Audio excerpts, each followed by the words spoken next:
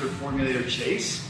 A lot of questions get asked to us all the time about, are we legit? Is our science legit? Today we're going to talk a little bit about, is our licensing legit? Like, what do we do to make sure that we're legal, that we're doing things correctly, efficacy, all that's involved. So I'll throw that out to you. Eric, you can talk about that. Yeah, so we're really fortunate here to be established in our labs here in the United States. And in the United States, we have the FDA that governs over this. So, you know, we are in the dietary supplement category.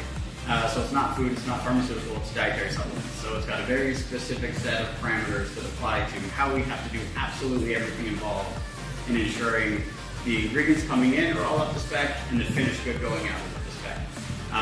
And to do so, we have to so step one, get registered with the FDA. Right? So we tell the FDA who we are, what we're doing, and they review everything and they'll issue us an FDA registration number. So that's our ID number for the facility.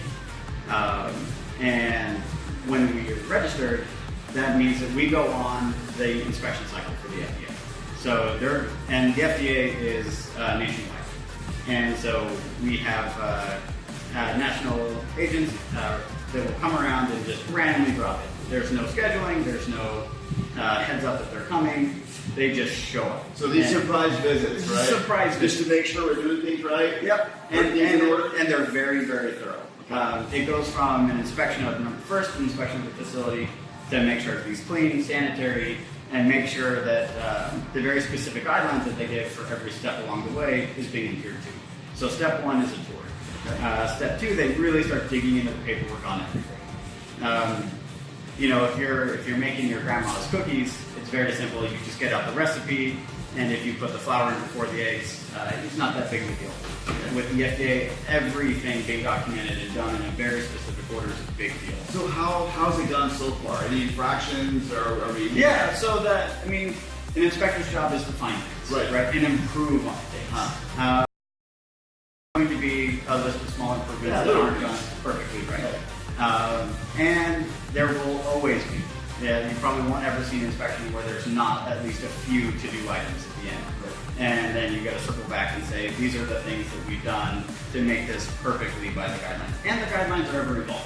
Right. So they're not stagnant. So what's perfect today might not be perfect next year. But the good news is that today, you're up and running. Yeah. Using great products. You're in compliance, right? Yep. And international shipping and international rules and regulations and certifications, we're up to date on all those. Yeah, so the nice thing about being in the US is a lot of the countries that we export to, if they say, hey, if this product is good enough for the United States, it's good enough for us. So as long as we're adhering to everything on the US FDA level, then we do a certificate of free sale, which shows that the United States government acknowledge that this product is licensed to be sold by this company, and it's free to do so.